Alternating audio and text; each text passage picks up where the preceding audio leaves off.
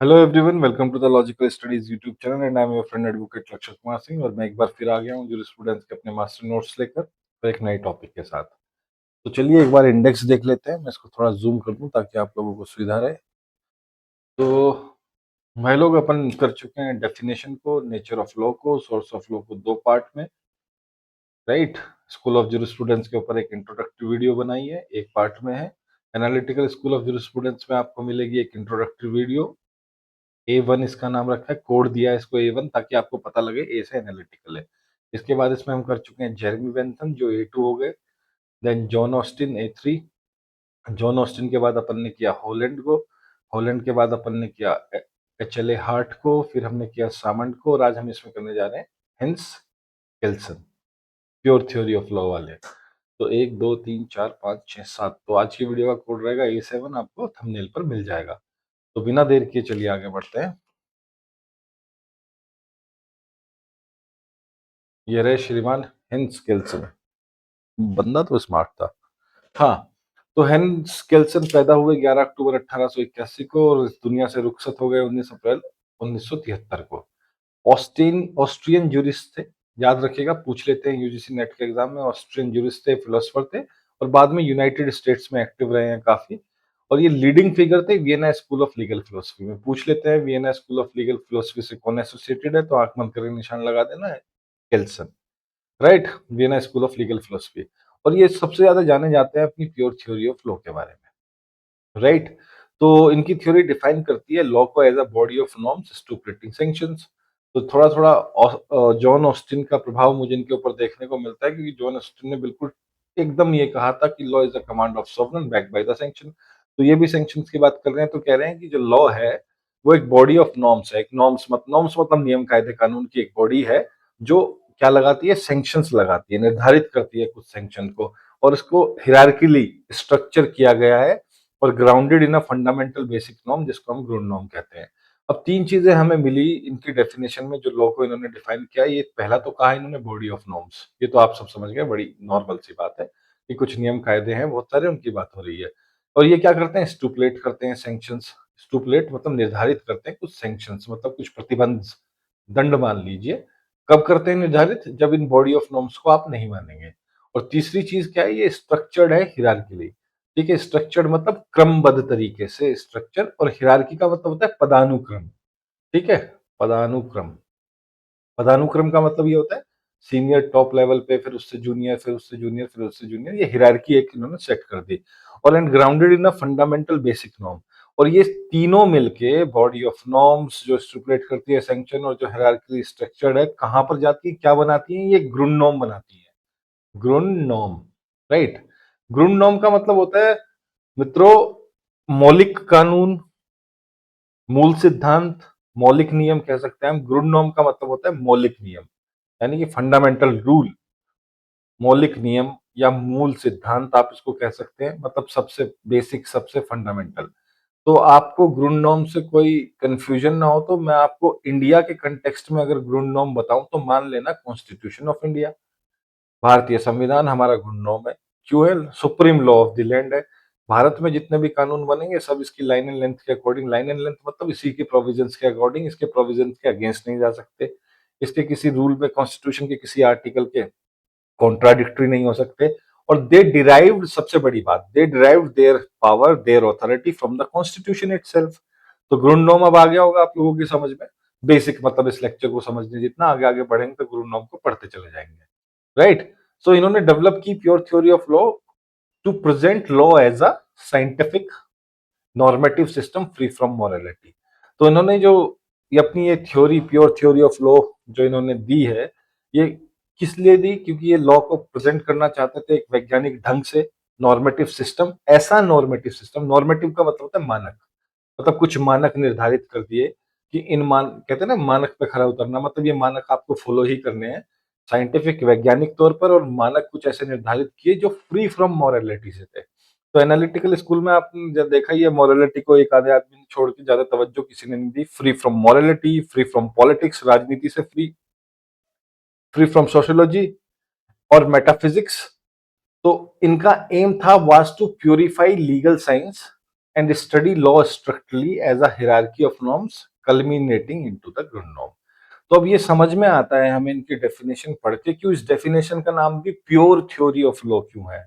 क्योंकि केल्सन चाहते थे कि वो लॉ को इस प्रकार से प्रेजेंट करे जिससे वो वैज्ञानिक लगे देखने में, वैज्ञानिक ढंग से लगे देखने में, एक विज्ञान लगे लॉ देखने में, नॉर्मेटिव साइंस हो जिसमें मॉरलिटी से फ्री हो, वो राजनीति से फ्री हो, समाज से फ्री हो, मेटाफिजिक्स से फ्री हो। तो मतलब जब आपका एम, आपका जो लक्ष्य है वो शुद्ध करना है लीगल साइंस को, और लॉ को स्टडी करना है स्ट्रिक्टली, इसमें एक पदानुक्रम में, एक हिरार्की ऑफ नॉर्म्स में, कि भैया सबसे ऊपर टॉप का लॉ, उसके बाद उससे कम लॉ, उससे कम लॉ, और ये जितने भी सारे लॉज हैं, ये जो इस हिरार्की में है, इस पदानुक्रम में है, जो सबसे टॉप पे supreme law of the land है, उससे अपनी अथॉरिटी ड्राइव करते हैं।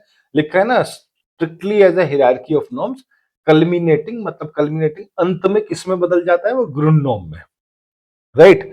कल्मिनेटिंग का मतलब होता है समापन होना। तो मतलब ये सारी की सारी हिरार्की, ये सारा का सारा क्या कहते हैं, आपका स्ट्रक्चर्ड जो हिरार्की है, ये अंत में आके कहाँ बनती है, ग्रुन नॉर्म के रूप में हमें देखने को मिलती है, मौलिक सिद्धांत के रूप में, मूल सिद्धांत के रूप में। तो फुल नेम हुआ इनका हेंस केल्सन, ऑस्ट्रियन ज्यूरिस्ट थे, फिलोसफर थे, डेट ऑफ बर्थ आपको बताई दी है, पैदा हुए थे ऑस्ट्रिया हंगरी में, और रुखसती हुई थी बर्कले कैलिफोर्निया यूएसए से, born in Prague, died in Berkeley. ठीक है, born in Prague, sorry Austria Hungary मैंने बोल दिया, ये मिस हो गया था, born in Prague, died in Berkeley. School Vienna school of legal philosophy से जुड़ा हुआ बहुत ही महत्वपूर्ण नाम है हेंस केल्सन। फाउंडर है प्योर थ्योरी ऑफ लॉ के। कंट्रीब्यूशन क्या है, define law as a body of norms which स्टिपुलेट्स some sanctions, develop the pure theory, strict separation of law and morality का स्ट्रिक्ट सेपरेशन इन्होंने दिया। अब थ्योरी पे आते हैं बच्चा party. Pure theory of law. Its main goal is to provide a systematic and scientific approach to understanding law that is independent of moral, religious and political consideration. तो इस theory का सबसे मेन उद्देश्य, गोल ये था कि प्रोवाइड करना systematic and scientific approach, law को पढ़ने के लिए, लॉ को समझने के लिए एक सिस्टमेटिक और साइंटिफिक अप्रोच प्रोवाइड करना, जो इंडिपेंडेंट हो नैतिकता से, धर्म से और राजनीति से। ठीक है, मतलब प्योर कर रहे थे ना, ध्यान में ये रखना कि कैल्शियम जो है वो लॉ की स्टडी को और लॉ को प्योरीफाई करना चाहते थे। इसलिए इन्होंने इसको, लॉ को किससे अलग रखा, नैतिकता से, यानी कि मॉरल से अलग रखा, रिलीजन से अलग रखा और पॉलिटिकल कंसिडरेशन से अलग रखा। Kelsen wanted to purify legal science from sociology, इसको प्योरीफाई करना चाहते थे सोशियोलॉजी से, पॉलिटिक्स से, एथिक्स से एंड मेटाफिजिक्स से, and study law strictly as a system of norms. और लॉ को बिल्कुल स्ट्रिक्टली, मतलब किस तरीके से पढ़ना चाहते थे, as a system of norms, एक मतलब नॉर्म्स का सिस्टम, नियम कायदों का एक सिस्टम, जो प्योर है, जिसमें मेटाफिजिक्स, एथिक्स, पॉलिटिक्स, सोशियोलॉजी, किसी का कोई दखल नहीं है। उनके लिए law does not describe what is facts but prescribe what ought to be. मतलब उनके लिए लॉ ये नहीं डिस्क्राइब करता कि क्या है, क्या होना चाहिए, but prescribe what ought to be, norms क्या होने चाहिए। Hence, Kelsen pure theory of law emerge in the context of legal positivism. Legal positivism के context में ये theory emerge हुई है, and the search for certainty in public law. Public law में एक निश्चितता को ढूंढने के लिए, सर्टेनिटी भी तो आता है ना जब हम पढ़ते हैं बहुत सारे, इनके फीचर्स क्या हैं, सर्टेनिटी होनी चाहिए, यूनिवर्सलिटी होनी चाहिए, एप्लीकेबिलिटी होनी चाहिए, एनफोर्सिबिलिटी होनी चाहिए। तो एक सर्टेनिटी ढूंढ रहे थे किसमें, पब्लिक लॉ में, specially after the fall of empires and the rise of constitutional democracies in Europe. खासकर जब राजशाही खत्म हो रही थी यूरोप में और संवैधानिक लोकतंत्र यूरोप में बन रहे थे, तब इन्होंने सोचा कि हमें ढूंढनी पड़ेगी पब्लिक लॉ में एक निश्चितता, वो निश्चित होना चाहिए, इस कानून में जो लिखा है उस कानून के तहत काम होगा, उससे आप बाहर नहीं जा सकते, उस पर समाज का कोई इंटरफेयर नहीं होगा, नैतिकता का कोई इंटरफेयर नहीं होगा, राजनीति का कोई इंटरफेयर नहीं होगा, एथिक्स का और मेटाफिजिक्स का कोई इंटरफेयर नहीं होगा, बिल्कुल pure, right. So Kelsen was deeply involve in constitutional drafting. जी हाँ, इन्होंने कॉन्स्टिट्यूशन ड्राफ्ट किया है, जैसे कि ऑस्ट्रेलियन कॉन्स्टिट्यूशन 1920 का। और इनकी जो थ्योरी है has lasting influence on the constitution, उनकी थ्योरी का बहुत ही इम्पैक्ट है, प्रभाव है कॉन्स्टिट्यूशनल कोर्ट्स पर, इंटरनेशनल लॉ पर, and the idea of judicial review, न्यायिक पुनरीक्षण। ठीक है, चलो आगे चलते हैं। अब पढ़ते हैं important feature of pure theory of law. Important feature क्या है प्योर थ्योरी की, सबसे पहले तो आती है हिरार्की ऑफ नॉर्म्स, नियमों का पदानुक्रम। ठीक है, हिरार्की ऑफ नॉर्म्स। केल्सन का सेंट्रल आइडिया था, law is structured hierarchy, law एक बिल्कुल क्रम में बना हुआ है, often depicted as a pyramid, जिसको आप पिरामिड के तौर पे डिपिक्ट कर सकते हैं, यानी कि चित्रित कर सकते हो, चित्र बना सकते हैं, जैसे एक पिरामिड बना लेता हूं मैं यहाँ, राइट। तो ये एक हायरार्की यहाँ पर सेट होगी। इन्होंने कहा कि एट द एपेक्स, मतलब टॉप लेवल पे ग्रुनोम है, हम यहाँ रख देते हैं इसके शिखर पे ग्रुनोम को। अच्छा भैया, ये आ रहा है, ये अड़ रहा है, चलो मैं यहाँ बना लेता हूँ। तो ये टॉप लेवल है, एपेक्स पे है ग्रुन नॉर्म, मौलिक सिद्धांत, मूल सिद्धांत, सबसे बड़ा लॉ मतलब लॉ का बाप। विच वैलिडेट ऑल सबॉर्डिनेट नॉर्म्स, तो यानी कि सबॉर्डिनेट मतलब इसके जो जूनियर हैं वो ये नॉर्म्स हैं। ये तो ग्रुन नॉर्म हो गया, ये और अलग नियम है, नॉर्म्स हैं। Each lower norm derive its validity from the higher norm ensuring coherence and unity in the legal system. तो ईच लोअर नॉर्म, जो सबसे नीचे का नॉर्म है, कानून है, ये अपनी वैलिडिटी इस वाले से लेता है, ये वाला इस वाले से लेता है, ये वाला इस वाले से लेता है, ये वाला इस वाले से, और ये जो सेकंड नंबर पे ये किससे लेता है, ग्रुन नॉर्म से। तो कायदे में पहला जो ग्रुन नॉर्म है उसकी वैलिडिटी, वो जो वैलिडिटी प्रोवाइड करता है, वो जो अथॉरिटी प्रोवाइड करता है, वो नीचे तक जाती है। तो ये एक हायरार्की है, ये पदानुक्रम है, टॉप पे रहेगा ग्रुन नॉर्म, राइट। और इसी चक्कर में क्या होता है, एंश्योर करते हैं ये आपस में एक कोहेरेंस, कोहेरेंस का मतलब होता है आपस में जुड़ते हैं, जुटाना, and unity in the legal system, और पूरे के पूरे लीगल सिस्टम में एक यूनिटी बनी रहती है, क्योंकि ऑथोरिटी जो फ्लो हो रही है वो एक सेम सोर्स से फ्लो हो रही है, अलग अलग सोर्स नहीं है। कहते हैं ना, एक काम के अगर दो सुपरवाइजर हो जाए, एक जूनियर के अगर दो तीन बॉस हो जाए तो बस, तो फिर काम तो हो गया। तो इससे यूनिटी नहीं रहती, किसका काम पहले करो। तो ग्रुनडोंग ने क्या किया, सबको अपनी ऑथोरिटी आगे डेलीगेट कर दी। आगे चलते हैं, अब ये टेबुलर फॉर्म में हम इसको पढ़ेंगे। ग्रुनडोंग क्या, हाइपोथेटिकल बेसिक नॉर्म, मतलब हाइपोथेटिकल मतलब काल्पनिक तौर पे, हाइपोथेटिकल का मतलब होता है काल्पनिक, कल्पना, कपोल कल्पना, जो हम अक्सर करते रहते हैं। तो हमने कल्पना करी एक बेसिक नॉर्म की। एग्जाम्पल, कॉन्स्टिट्यूशन ग्रुन नॉर्म है, मस्ट बी ओबेड, इसका सम्मान होना चाहिए और इसकी आज्ञा का पालन होना चाहिए। कॉन्स्टिट्यूशन वैलिडेट्स स्टैट्यूट्स, मतलब जितने भी कानून बने ना, कॉन्स्टिट्यूशन सबको वैलिडेट करता है। अभी ऊपर बताया था ना, कॉन्स्टिट्यूशन से सब अपनी वैलिडिटी सीख करते हैं। Supreme law of the land, statutes validate regulations, statutes जो है वो रेगुलेशंस को वैलिडेट करते, देखो हिरार्की चल रही है, सबसे ऊपर ग्रुनोम, ग्रुनोम ने किसको किया वैलिडेट, स्टैट्यूट को, स्टैट्यूट को किसने किया, रेगुलेशंस को, और रेगुलेशंस क्या करती हैं, स्टैट्यूट्स को अप्लाई करती हैं। तो validate statute, supreme law of the land, validate regulation enacted by legislature, apply statutes, regulation, administrative rules. ठीक है गाइस, तो नॉर्म्स एंड रूल्स अगला है हमारा।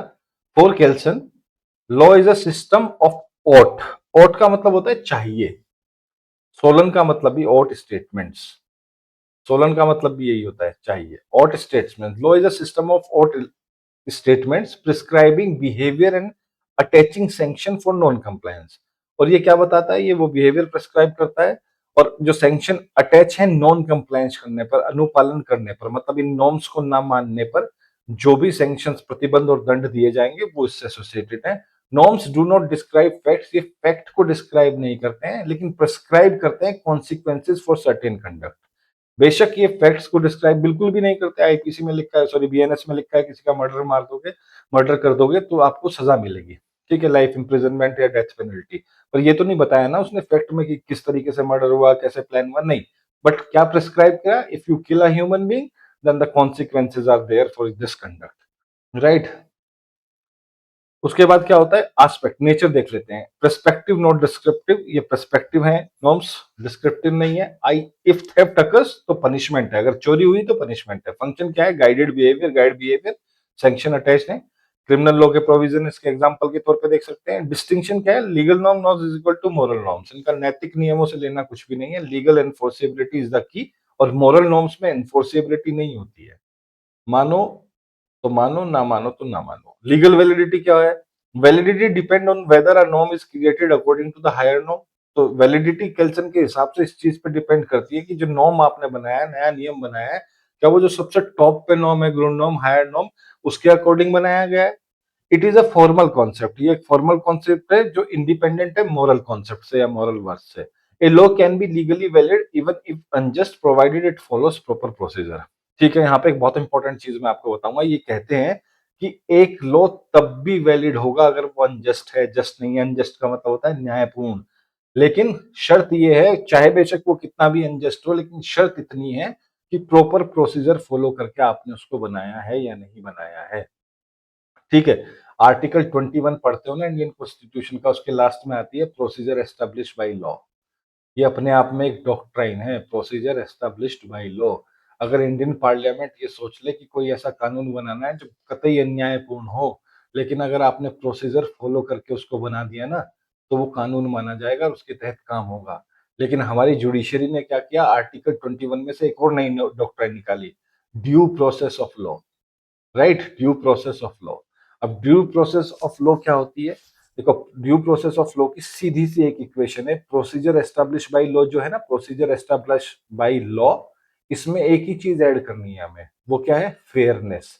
अगर प्रोसीजर एस्टैब्लिश बाय लॉ में आप फेयरनेस ऐड कर दोगे तो ये ड्यू प्रोसेस ऑफ लॉ बन जाएगी। तो प्रोसीजर एस्टैब्लिश बाय लॉ ये कहती है कि कानून चाहे कैसा भी बने, आज नरेंद्र मोदी की सरकार जो बैठी है पार्लियामेंट में, और सारी पार्लियामेंट मिलके आपकी लोकसभा, राज्यसभा और राष्ट्रपति भी साइन कर दें किसी ऐसे कानून पे जो कतई अन्यायपूर्ण हो, तो वो कानून माना जाएगा। लेकिन ड्यू प्रोसेस ऑफ लॉ ये कहती है कानून बनाओ, प्रोसीजर एस्टेब्लिश बाय लॉ के हिसाब से बनाओ, लेकिन दैट कानून शुड बी फेयर, ठीक है, जस्ट होना चाहिए, अनजस्ट नहीं होना चाहिए। तो ड्यू प्रोसेस, और इसी वजह से आर्टिकल 21 का आपको इतना एक्सपेंशन देखने को मिलता है। अब इसको देख लेते हैं लीगल वैलिडिटी की टेबल को। क्राइटेरिया क्या है? क्रिएटेड पर हायर नॉर्म के हिसाब से बनेंगे जितने भी सारे नॉर्म्स हैं। एग्जांपल स्टैट्यूट इनेक्टेड पर कॉन्स्टिट्यूशन, बताया ना मैंने आपको शुरू में, कानून सारे भारत में कॉन्स्टिट्यूशन के हिसाब से बनते हैं। Independence, validity is not equal to morality, unjust law may still be valid, अगर थ्रू प्रॉपर प्रोसीजर बनाए गए हैं तो अनजस्ट लॉ भी वैलिड होंगे। फोकस किस पे? फॉर्मल लीगलिटी पे, नॉट फेयरनेस और जस्टिस। हाँ, फोकस इसी पे है क्योंकि प्रोसीजर एस्टेब्लिश बाय लॉ से बनाया गया है, इसलिए फेयरनेस और जस्टिस का कुछ नहीं है। आगे चलते हैं, separation of law from morality, जिसकी कैल्सन ने बात की है कि आप लॉ को, विधि को नैतिकता से अलग रखेंगे। Kelsen insist on the strict separation, Kelsen ने इंसिस्ट किया है strict separation between law and morality. Law must be studied as it is, law को ऐसे पढ़ेंगे जैसा कि वह है, ऐसा नहीं कि जैसा उसे होना चाहिए नैतिक रूप से। Not as it ought to be morally, ऐसा नहीं कि नैतिक तौर पे लोग, अब समझ में आ रहा है ना कि प्रोसीजर मतलब लॉ इतना है, इतना रिजिड है भैया, चाहे बेशक अनजस्ट हो, बन गया थ्रू प्रॉपर प्रोसीजर तो वो लॉ है, ठीक है। अब नैतिकता तो बाद में आएगी ना भैया, ये कैसा कानून बना दिया, कानून शुड बी फेयर होना चाहिए, इक्वल ट्रीटमेंट करता हुआ होना चाहिए, राइट। तो कैल्सन कहते हैं कि नहीं भैया, सेपरेशन करो लॉ का और मोरालिटी का। मोरालिटी में इंस्पायर और critic law, but is not part of legal validity. Morality inspire भी कर सकती है लॉ को, उसकी आलोचना भी कर सकती है, बट वो लीगल वैलिडिटी का पार्ट नहीं है।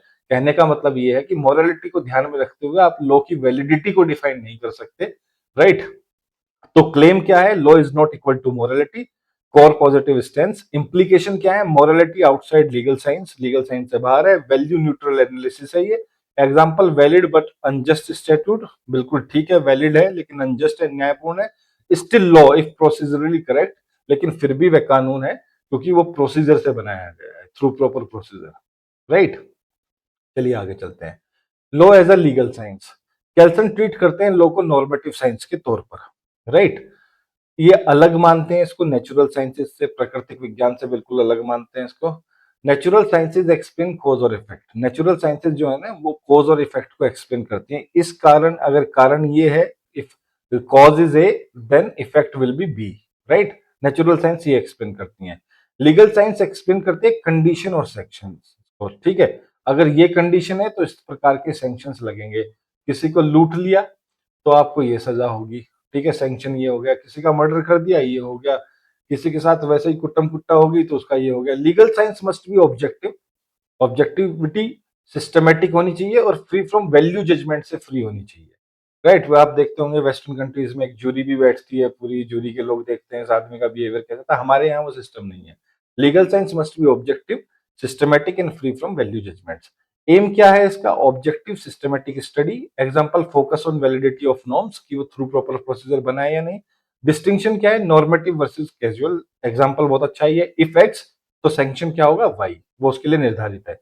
मेथड क्या है? लॉजिकल एनालिसिस, तर्कसंगत विश्लेषण होगा यहाँ पर। और एग्जांपल हियरार्की ऑफ नॉर्म्स। अब चलते हैं लीगल पॉजिटिविज्म की तरफ।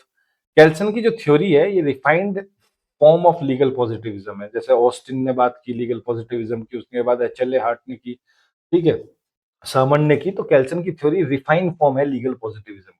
ये फोकस करती है पॉजिटिव लॉ पर, सकारात्मक विधि पर, law that is actually created by competent authority. क्योंकि ऑस्टिन ने, जब हमने डेफिनेशन में पढ़ा था, पॉजिटिव लॉ की बात की थी ऑस्टिन ने, और पॉजिटिव लॉ की एक डेफिनेशन आई थी, positive law that law which is created by the sovereign. तो यहां पर भी वही बात है, it focus on the positive law और पॉजिटिव लॉ क्या है? Law that is actually created by competent authority, जिसको कॉम्पिटेंट ऑथोरिटी ने बनाया, जैसे आपका लेजिस्लेचर हो सकता है, कोर्ट या एटसेट्रा, जो भी competent authority, right, rather than on natural law और मॉरल प्रिंसिपल, बजाय नेचुरल लॉ और मॉरल प्रिंसिपल्स के। केल्सन के लिए ओनली नॉर्म्स इनेक्टेड और रिकॉग्नाइज्ड बाय लीगल ऑर्डर, केवल वही नॉर्म्स जो इनेक्टेड हैं और रिकॉग्नाइज हैं लीगल ऑर्डर, वो बिलोंग करते हैं लॉ से, regardless of their moral content. उनका मॉरल कंटेंट कितना भी जस्ट और कितना भी अनजस्ट हो, उससे फर्क नहीं पड़ता, जिसको जो लीगल ऑर्डर से आए हैं, रिकॉग्नाइज्ड बाई लॉ है, वो ही केवल एग्जिस्ट करेंगे। अब फोकस क्या है? फोकस है positive law created by authority. ये जो टेबल्स है ना, ये इन्हीं की हैं टेबल्स। तो एस्पेक्ट क्या है हमारा पहला जांचने का? फोकस। डिटेल क्या है? Positive law which is created by authority, sovereign वगैरह। Example legislature, court, administrative body. Exclude किसको किया है? नेचुरल लॉ को और मोरालिटी को किया है, क्योंकि ये लीगल वैलिडिटी का पार्ट ही नहीं है। क्राइटेरिया क्या है? नॉर्म्स रिकॉग्नाइज, जो लीगल ऑर्डर से रिकॉग्नाइज नॉर्म है। एग्जांपल स्टैट्यूट इनेक्टेड पर constitution. Implication: law validity is not equal to moral worth. Unjust law may still be valid if they came through proper procedure. Right, guys? अब आते हैं law as a normative science के ऊपर। ये बहुत important है, इसको थोड़ा ध्यान से देखना। Right, law as a normative science. According to Kelsen, law is a normative science and not a natural science. ये नेचुरल साइंस कतई भी नहीं है, ये नॉर्मेटिव साइंस है। Law is the systematic character of legal orders. ये कहते हैं लॉ जो है ना, वो सिस्टमेटिक मतलब क्रमबद्ध तरीके से एक लीगल ऑर्डर का कैरेक्टर है, जो कंसिस्ट करता है रूल्स को। इसके अंदर रूल्स हैं, बहुत सारे नियम हैं। All these rules ultimately arise from the same basic rule. और ये सारे के सारे रूल कहाँ से निकल के आए हैं? ग्रुन नॉर्म से निकल के आए हैं। तो बनाया था ना ट्रायंगल, ऊपर टॉप पे ग्रुन ग्रुन नॉर्म है, ये हायरार्की बनाई थी, नीचे उसके और अलग नॉर्म है जो इससे इंफीरियर है या जूनियर है, जो सबऑर्डिनेट है, जो भी आप कहना चाहें, टॉप पे ग्रुन नॉर्म है। So all these norms ultimately arise from the same basic rules, जिसको हम ग्रुन नॉर्म कहते हैं। नॉर्मेटिव साइंस ऑफर करती है rules and standard of conduct for individual and institutions. Individuals के लिए, इंस्टीट्यूशंस के लिए स्टैंडर्ड रूल्स प्रोवाइड करती है, स्टैंडर्ड ऑफ कंडक्ट प्रोवाइड करती है, बताती है उन्हें कि उनको what they ought to do achieve legally recognised outcomes, कि उनको क्या अचीव करना है लीगली। तो केल्सन प्योर अचीव करना लीगली का मतलब है आपको लीगली लॉ अबाइडिंग कैसे होना है, लॉ को कैसे फॉलो करना है, अगर नहीं कर रहे तो उसके कॉन्सिक्वेंसेज क्या है। So Kelsen pure theory is built on the strict distinction between is and ought. देखो, इज का मतलब मान के चलो जो है, और ओट का मतलब है चाहिए। ठीक है, तो केल्सन की जो थ्योरी है, प्योर थ्योरी ऑफ लॉ, वो इस बात पे बनी हुई है जिसमें एक डिस्टिंक्शन है इज और ought के बीच में। Facts, right, facts like social behaviour और political power can explain how law come into existence. इस तरह के फैक्ट की सोशल बिहेवियर उस वक्त क्या था, पॉलिटिकल पावर कौन सी थी उस वक्त, तो वो ये बता सकती हैं कि ये लॉ एग्जिस्टेंस में कैसे आया। But they can not by themselves explain legal validity, लेकिन वो उसकी लीगल वैलिडिटी को नहीं एक्सप्लेन कर सकती। Validity is always a matter of ought which is express through norms. और ये केल्सन कहते हैं वैलिडिटी शुरू से और हमेशा से is a matter of ought रहा है, कि हमें क्या किस प्रकार का चाहिए, जो एक्सप्रेस होता है नॉर्म्स के थ्रू। तो एस्पेक्ट देख लीजिए, पहला है nature, normative science not natural science. ठीक है, फोकस करती है किस पर? रूल पर, कैजुअल इवेंट्स पर बिल्कुल फोकस नहीं करती। बेसिस क्या है? Systematic legal order of norms, all norms trace back to grund norm. ये टेबल इसलिए बनाई गई है ताकि आप क्विकली रिवाइज कर सकें। फंक्शन क्या है? ये प्रिस्क्राइब करती है कुछ स्टैंडर्ड ऑफ कंडक्ट, कंडक्ट के कुछ मानक, आचरण के कुछ मानक। अगर एग्जांपल चोरी हुई है तो पनिशमेंट आएगा। डिस्टिंक्शन इज और ought के बीच में। Validity explain by norms not social facts, norms से आती है, सोशल फैक्ट से नहीं आती है। आउटकम क्या है? ऑब्जेक्टिव है, value free analysis, ensure universality and precision. ठीक है, एक रूपता और प्रिसिजन, सटीकता और एक रूपता को एंश्योर करता है इसका आउटकम। अब ग्रुन नॉर्म के ऊपर देख लेते हैं, इसकी इतनी बात हो रही है। The term grund norm is a central concept in the Kelsen theory. Grund norm निकाल दो केल्सन की थ्योरी में से, थ्योरी ही नहीं बचेगी। तो ये सेंट्रल कॉन्सेप्ट है केल्सन की थ्योरी का। सिंपल टर्म्स में बात करें, it is a basic norm that stand at the top of legal hierarchy. जो लीगल पदानुक्रम है, हियरार्की है, उसमें सबसे टॉप पे है ये grund norm. It is assumed starting point, आप कह सकते हैं ये स्टार्टिंग पॉइंट है जहां से वैलिडिटी दूसरे नॉर्म्स की निकल कर आती है। ठीक है, ये स्टार्टिंग पॉइंट है जहां से दूसरे नॉर्म्स की वैलिडिटी निकल के आती है और दूसरे नॉर्म्स अपनी वैलिडिटी पाते हैं। The grund norm is not a written provision, ये काल्पनिक एक, वो मैंने बताया था, कोई रिटन प्रोविजन या कोई स्पेसिफिक आर्टिकल नहीं है कॉन्स्टिट्यूशन में। It is a hypothetical and pre supposed norm. Hypothetical, काल्पनिक, और प्री सपोज मतलब पहले से ही मान लिया गया हो, उस प्रकार का एक नॉर्म है, जो एक्सेप्टेड बाय लीगल साइंस, और एक्सेप्टेड है, स्वीकार किया गया है लीगल साइंस में, एक्सप्लेन करने के लिए why the entire legal system is binding, कि ये पूरा का पूरा एंटायर जो लीगल सिस्टम है ये पूरा का पूरा लीगल सिस्टम है, ये बाइंडिंग क्यों है, ये एप्लीकेबल क्यों है, ये एनफोर्सेबल क्यों है, लोग क्यों उसको मानने पर मजबूर हैं। ठीक है, जैसे सामन ने कहा था कि ठीक है, मानते हैं, बहुत अच्छी बात है, हार्ट ने भी कुछ इस तरीके की बात की थी, लेकिन ज़रूरी नहीं है कि ऑस्टिन के तरीके से ही माने कि फ़ियर ऑफ सैंक्शन से मानते हैं, नहीं। कुछ लोग अपने आप को लॉ अबाइडिंग मानते हैं, जहाँ इंटरनल मोरालिटी की बात होती है। ठीक है, तो यहाँ पर आते हैं, एंटायर लीगल सिस्टम बाइंडिंग है। It cannot be justified by another rule within the same system. Instead, it is assumed to be valid so that all other norms can be treated as valid. तो इसको कोई दूसरा rule नहीं justify कर सकता same system के अंदर, बल्कि ये एज्यूम करके चलते हैं कि ये वैलिड है। अगर हम ये एज्यूम करके चल रहे हैं कि हमारा ग्रुप नॉर्म वैलिड है, तभी हम जो दूसरे रूल्स हैं, दूसरे कानून हैं, हम उसको वैलिड मानेंगे।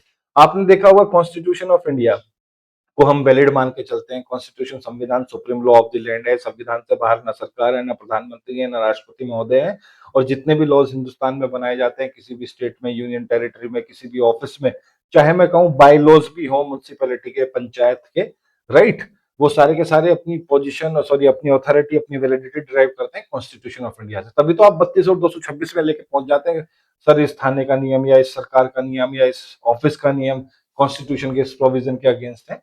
हालांकि एक्सेप्शंस आर ऑलवेज देयर, अपवाद हर जगह होते हैं, कुछ बहुत सारी चीजें ऐसे भी हैं जो कॉन्स्टिट्यूशन के प्रोविजन के अगेंस्ट हैं, फंडामेंटल राइट तक को ओवरराइड कर देती हैं। कुछ ऐसे हमारे पास प्रोविजन कॉन्स्टिट्यूशन में ही है, लेकिन वो जरूरत है, राइट। अब ये कहते हैं think of its ultimate legal assumption of system, for example the constitution must be obeyed, बिल्कुल ठीक बात है, और the historically first constitution making act is valid, ठीक है, if member of the legal community, जैसे कि court, official, citizen, behave as if the basic norm is valid, the whole system appear as a coherent legal order। अगर जो community के लोग हैं, legal community के, कोर्ट, ऑफिशियल, सिटीजन मानते हैं, बिहेव करते हैं कि जो हमारा बेसिक नॉर्म है, कॉन्स्टिट्यूशन बिल्कुल वैलिड है, तो पूरा का पूरा सिस्टम उसी आधार पर चलता है, एक दूसरे के साथ एकजुट होकर चलता है, राइट। अब देख लीजिए इसकी टेबल, नेचर हाइपोथेटिकल प्रीसपोज्ड है, example not enacted but assume मान लिया गया है, फंक्शन वैलिडेट एंटायर सिस्टम, पूरे एंटायर सिस्टम को वैलिडेट करता है, और कॉन्स्टिट्यूशन और बेसिक लॉ इसके एग्जांपल हो सकते हैं। एग्जांपल इंडिया के तौर पे कॉन्स्टिट्यूशन, यूएसए में कॉन्स्टिट्यूशन, और जर्मनी में ग्रुंडजेस, आप जैसा भी स्पेल करना चाहें, मैं करूंगा इसको ग्रुंडजेस। तो ये क्या है, ग्रुंडजेस का मतलब होता है मूल कानून। द्वितीय विश्व युद्ध के बाद क्या हुआ, पश्चिमी जर्मनी में, दोबारा सुने, सेकेंड वर्ल्ड वॉर के बाद पश्चिमी जर्मनी ने अपने आप को और अपने लोगों को एक व्यवस्था दी, ठीक है, जिसको ग्रुंडजेस कहा गया, और उसके हिसाब से उसको पश्चिमी जर्मनी को चलाया गया, ठीक है। उसके बाद 1990 में जब जर्मनी का एकीकरण हुआ, जर्मनी को मिला दिया गया, तब भी इसी को लागू किया गया, इसी को चलाया गया, और आप कह सकते हैं ग्रुंडजेस जर्मनी का संविधान है, right. Example international law, state ought to obey general law. अब आगे चलते हैं, एडवांटेज देख लेते हैं प्योर थ्योरी की, यूनिवर्सलिटी, एक रूपता, जी हाँ, ये तो आ जाएगी बिल्कुल। Applicable to any legal system, किसी भी लीगल सिस्टम पे एप्लीकेबल है। इंप्रूवमेंट ओवर ऑस्टिन की कमांड थ्योरी के ऊपर इंप्रूवमेंट आता है थोड़ा सा। Explain constitutional supremacy and judicial review constitutional supremacy, supremacy of the constitution को एक्सप्लेन करता है, अप्रूव करता है। लॉ को मोरालिटी से सेपरेट करता है, ये लिख सकते हैं आप अपने एग्जाम में। उसके बाद 5वें नंबर पे हमारे पास है recognise multiple sources of law, जैसे लेजिस्लेशन आ जाएगा, प्रेसिडेंट आ जाएगा, कस्टम आ जाएगा, इंटरनेशनल लॉ आ जाएगा। और clarify relation between state and law के बीच में क्लैरिफाई करता है रिलेशन को। State is a personification of legal order, मतलब आप कह सकते हैं लीगल ऑर्डर का मानवीकरण, पर्सोनिफिकेशन होता है मानवीकरण। अब क्रिटिसिज्म देख लेते हैं हम कैल्सियम का। इनको एब्स्ट्रैक्ट कहा गया, बहुत ज्यादा एब्स्ट्रैक्ट है, डिटैच कर दिया इन्होंने सोशल रियलिटी को, सोशल रियलिटी से डिटैच है। नेग्लेक्ट जस्टिस और मोरालिटी को इन्होंने नेग्लेक्ट किया है। फ्राइडमैन ने तो ये भी कहा है कि इन्होंने इकोनॉमिक्स को इग्नोर कर दिया, साइकोलॉजी को और सोशियोलॉजी को। करेंगे भैया इग्नोर, जब वो लॉ को प्योरीफाई करना चाह रहे थे, तभी तो उसका नाम प्योर थ्योरी ऑफ लॉ है। एलन कहते हैं custom president legislation not always hierarchical, ठीक है, कस्टम प्रेसिडेंट और लेजिस्लेशन को आप हिरार्की में नहीं बांध सकते। लोटरपेक्ट कहते हैं ग्रुंड नॉर्म रीइंट्रोड्यूस नेचुरल लॉ, की ग्रुंड नॉर्म ने दोबारा से नेचुरल को रीइंट्रोड्यूस कर दिया। हाइपोथेटिकल नेचर ऑफ ग्रुंड नॉर्म, कि ग्रुंड नॉर्म एक काल्पनिक कल्पना है, और ये अंडर एस्टिमेट करते हैं जुडिशियल क्रिएटिविटी को, राइट। अब यहाँ पर इसकी एक टेबल है, Friedman ignore social sciences, Allen ने कहा, कैल्सन ने source not strictly hierarchical, Lauterpacht ने कहा grundnorm hidden natural law है अपने आप में एक। जनरल क्रिटिसिज्म ये है टू एब्स्ट्रैक्ट इग्नोर जस्टिस, और मॉडर्न स्कॉलर्स ने कहा वेस्टर्न बायस, पश्चिमी पक्षपात के बारे में बात की, नेग्लेक्ट प्लूरल सिस्टम्स। आगे चलते हैं, अब मेजर वर्क्स और बुक्स देखते हैं जो कैल्सन ने लिखी हैं। देखो प्योर थ्योरी ऑफ लॉ, इसको कहते हैं रेन रेस्टल 1934 में पहला एडिशन आया था यूरोप में, 1960 में सेकंड एडिशन बर्कले में। Foundation text set out hierarchy of norms and grund norm. फिर ये general theory of law and state, ये इसलिए लाया हूँ, बुक्स लिख के पूछ लेते हैं एग्जाम में। General theory of law and state 1945 में एक्सप्लेन करती है relation between law and state, widely use in constitutional studies. Principle of international law 1952, major contribution to international law, emphasises legal order among states. फिर इन्होंने लिखी piece through law 1944 में, जो advocate करती है इंटरनेशनल लीगल फ्रेमवर्क शांति के लिए post world war two. Law and peace in international relation 1942 में, early work on the international law and the global order. Essay in legal and moral philosophy में बहुत सारे एसेज हैं, उनका कलेक्शन है।